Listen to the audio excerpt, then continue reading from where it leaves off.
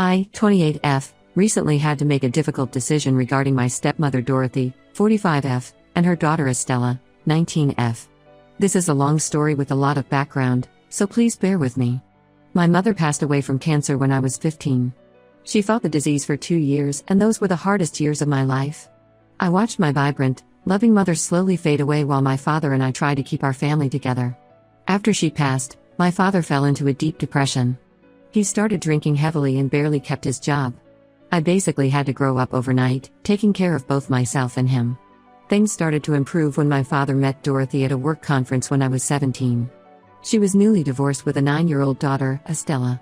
Dorothy seemed to bring my father back to life. He stopped drinking, started taking care of himself again, and for the first time since my mother's death, I saw him smile genuinely.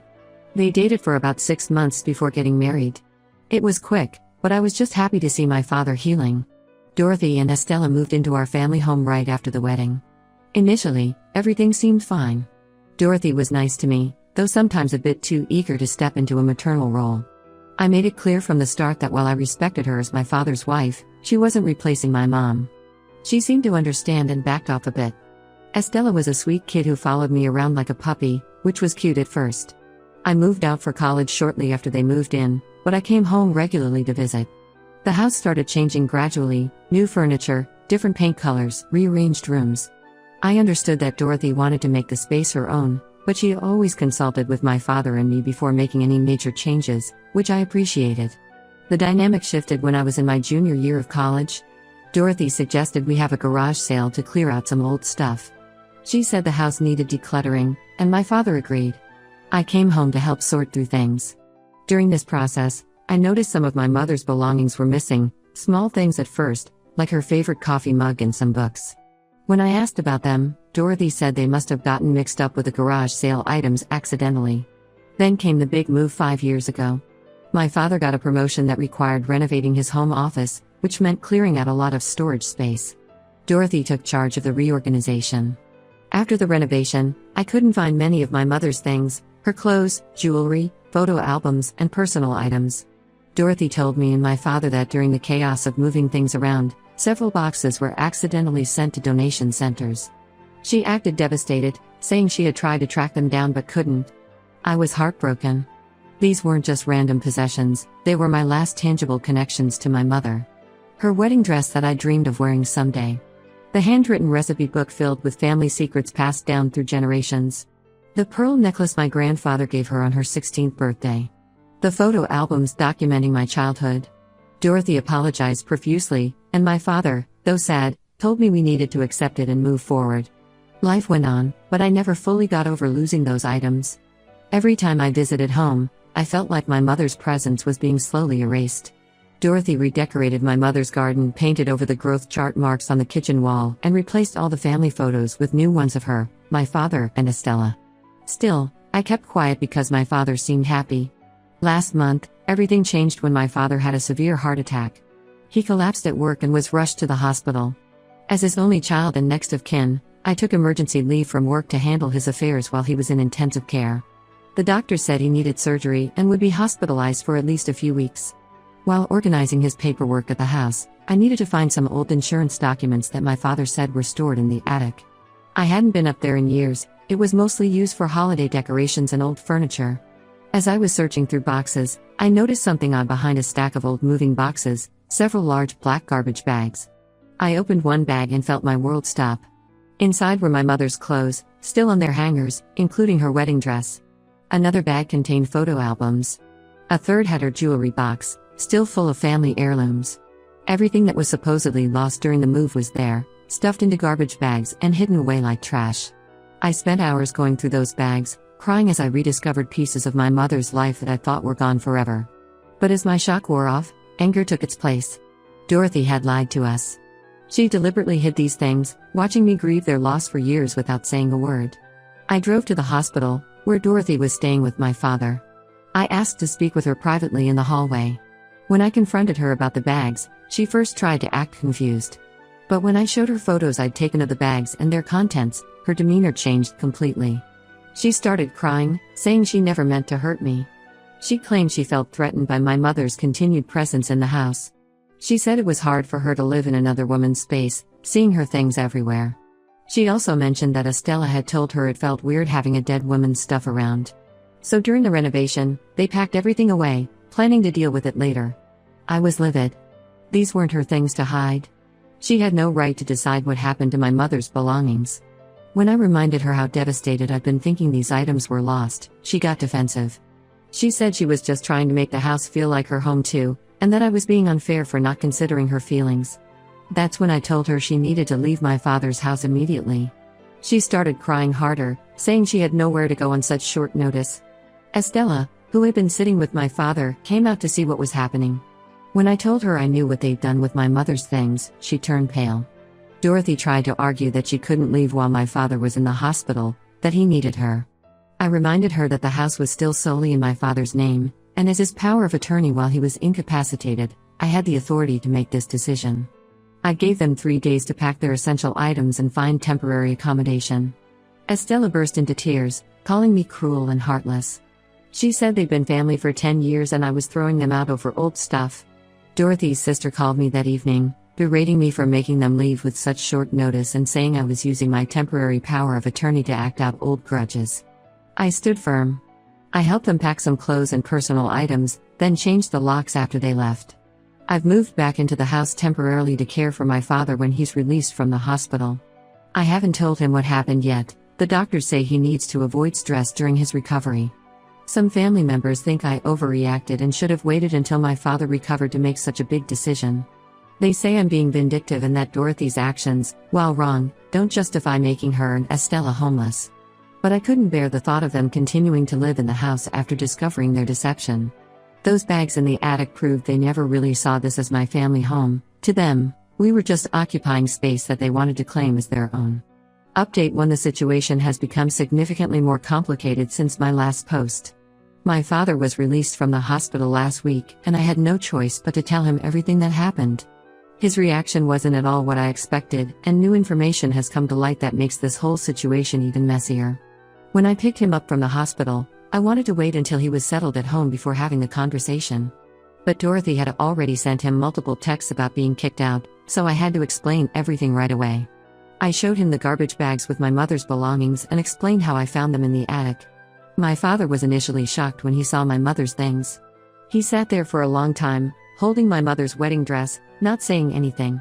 I thought he understood why I had asked Dorothy and Estella to leave. But then he started defending Dorothy's actions. He said while what she did was wrong, I had absolutely no right to kick her out of their home. According to him, I should have waited to discuss it as a family. Then he dropped several bombshells that completely blindsided me. First, he revealed that Dorothy had been managing their finances for the past few years. Apparently, she used her own money to pay for house maintenance, property taxes, and even helped pay off a second mortgage I didn't know existed. He said she had invested a lot in making this house their home. But the biggest shock came when he told me that 2 years ago, he had secretly added Dorothy to the house deed as a joint owner. He did this without telling me because he knew I would be upset about it. This means I had no legal right to evict her, even with my power of attorney. Dorothy's lawyer contacted me yesterday with documents proving her ownership and demanding she be allowed to return immediately. While trying to process this revelation, I discovered something even worse. I had been going through the house more thoroughly, trying to determine if anything else had been hidden away. In my father's home office, I found a locked filing cabinet. Using the spare key from his keyring, I opened it and found evidence that Dorothy had been systematically selling some of my mother's jewelry over the years. There were receipts from various pawn shops dating back 3 years. Some pieces I recognized from my mother's jewelry box, pieces that had been in our family for generations. The pearl necklace from my grandfather, my grandmother's emerald earrings, and even my mother's engagement ring. All sold off without anyone's knowledge. When I confronted Dorothy about this over the phone, she became defensive. She claimed she used the money for necessary house repairs and to start a college fund for Estella. My father seemed to believe her explanation, but something didn't add up. I went through old bank statements and found large transfers to Dorothy's personal account that coincided with the dates on the pawn shop receipts. The amounts transferred were always slightly less than the value shown on the receipts, suggesting she kept most of the money for herself. My father is now staying with Dorothy at her sister's house. He says he refuses to return home until I apologize to both Dorothy and Estella for my hasty and cruel actions. He claims the stress of this situation is affecting his recovery, which makes me feel guilty, but I can't bring myself to apologize when I know what they did. Dorothy's sister has been calling me daily, saying I'm tearing the family apart. Several of my father's siblings have also gotten involved, pressuring me to make amends. They keep saying my father needs a stress-free environment to recover, and that my stubbornness is putting his health at risk. Some have even suggested that Dorothy should press charges against me for illegally evicting her. I consulted a lawyer who confirmed I had no legal right to evict Dorothy since she's on the house deed. He said she could sue me for the eviction if she wanted to. However, he's helping me build a case regarding the stolen jewelry. We have documentation proving these were my mother's possessions, and selling them without my father's knowledge could be considered theft. Dorothy's lawyer sent a threatening letter warning that if I pursue any legal action regarding the jewelry, they will countersue for harassment and emotional distress. They claim Dorothy has evidence that I've been hostile toward her throughout their marriage and that kicking her out was the culmination of years of targeted behavior. My father called last night, asking me to drop everything and move back to my apartment. He wants Dorothy and Estella to return to the house so things can go back to normal. When I brought up the jewelry, he got angry and said I was being materialistic and that they were just things. He doesn't seem to understand that it's not about the monetary value, it's about Dorothy secretly selling off pieces of my family history. I'm standing firm in my decision not to apologize, but I'm worried about my father's health and how this stress might affect his recovery. His doctor called to tell me his blood pressure has been elevated, and he blames it on this situation. Part of me wonders if I should just give in for his sake, but another part feels like that would be betraying my mother's memory all over again. Update 2: the situation has taken an unexpected turn. Estella contacted me privately last week, completely changing everything I thought I knew about Dorothy. I'm still processing all the new information, but I'll try to explain everything that's happened. It started with a text from Estella asking if we could meet somewhere private. She seemed nervous and didn't want Dorothy to know about our meeting. We agreed to meet at a small coffee shop far from both our usual neighborhoods. When Estella arrived, she was a mess. She hadn't been sleeping well, and it showed. She broke down almost immediately, saying she couldn't keep quiet anymore about what she knew. According to Estella, Dorothy had been planning something behind everyone's backs for months.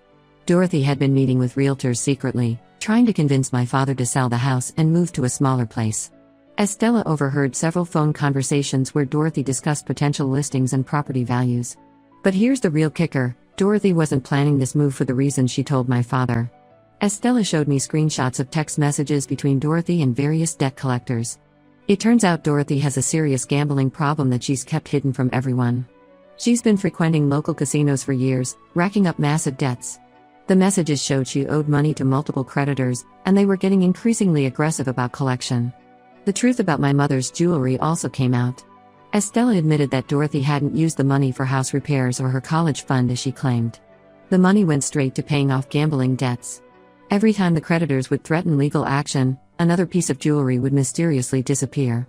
Estella was crying as she showed me more evidence: bank statements showing regular large withdrawals at local casinos, hidden credit card statements with massive cash advances, and even photos Dorothy took of my mother's jewelry before selling it, which she'd send to potential buyers. What really got to me was when Estella explained why she finally decided to come forward. She discovered that the college fund Dorothy claimed to have set up for her didn't exist. Every penny that was supposed to go toward Estella's education had been gambled away.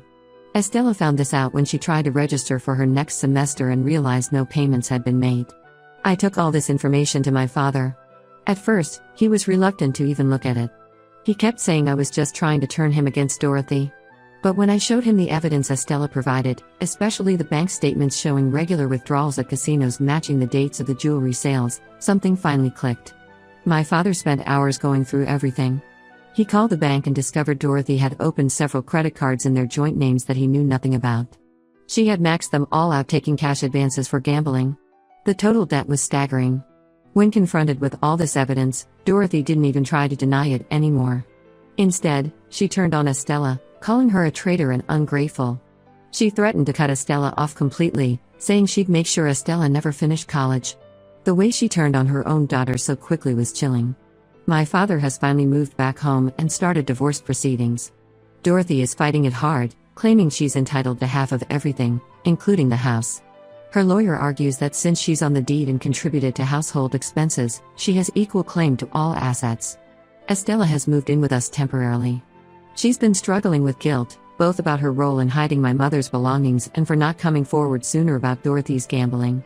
She explained that when she was 9, Dorothy told her they needed to hide my mother's things because they were making my father sad. Estella believed her mother was trying to help. By the time she realized the truth, she felt it was too late to say anything. The hardest part for Estella has been accepting that her mother's loving persona was largely an act. Dorothy presented herself as the perfect wife and mother to the outside world, but behind closed doors, she was manipulative and deceitful. Estella shared stories about how Dorothy would guilt-trip her into keeping secrets, always using emotional manipulation to maintain control. Update 3: The final chapter of this saga has come to a close, and I wanted to share how everything turned out. These past months have been a roller coaster, but things are finally settling into a new normal. The divorce proceedings are well underway, and my father's lawyer has built a strong case regarding Dorothy's financial deceptions. They discovered even more unauthorized credit cards and loans than we initially thought.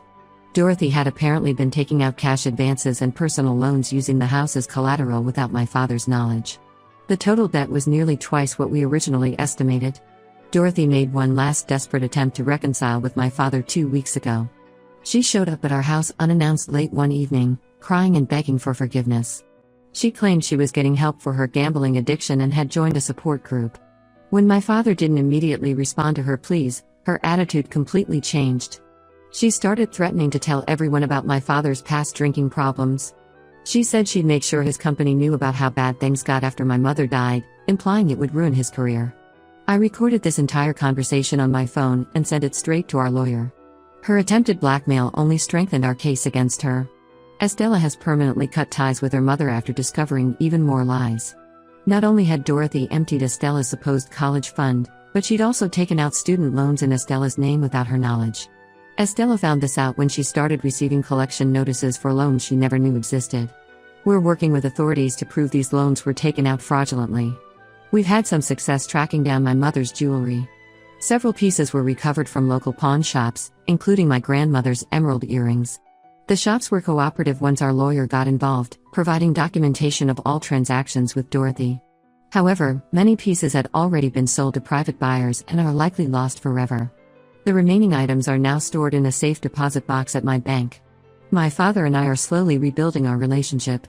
He finally apologized for not seeing Dorothy's true nature sooner and for doubting my judgment when I first found my mother's things. He admitted that he was so afraid of being alone after my mother died that he ignored red flags about Dorothy from the beginning. Dorothy's sister and other flying monkeys still try to contact us regularly. They claim Dorothy is the real victim here, that her gambling was caused by the stress of living in a house haunted by my mother's memory. Some even suggested that my mother's illness and death somehow traumatized Dorothy, trying to excuse her actions. We've blocked them all on every platform. Estella is staying with us while she figures out her next steps. She's working part-time and taking online classes while we sort out the mess with her student loans. Despite everything Dorothy did, Estella still sometimes struggles with guilt over exposing her mother's secrets. We're helping her understand that she did the right thing. The house feels different now. We've brought my mother's things down from the attic, and some of her photos are back on the walls. My father and I spend evenings going through her recipe book, trying to recreate the dishes she used to make. It's bittersweet, but it feels like we're finally healing. Some relatives still think I was too harsh in my initial reaction to finding my mother's belongings hidden away. They say I should have been more understanding of Dorothy's feelings about living in another woman's house. But I don't regret exposing the truth. Sometimes the kindest thing you can do for yourself is to stop setting yourself on fire to keep others warm. Dorothy's final hearing is next month. Her lawyer is still pushing for half of everything in the divorce, but our evidence of her financial deceptions and fraud should prevent that. Either way, we're ready to close this chapter of our lives and move forward without her.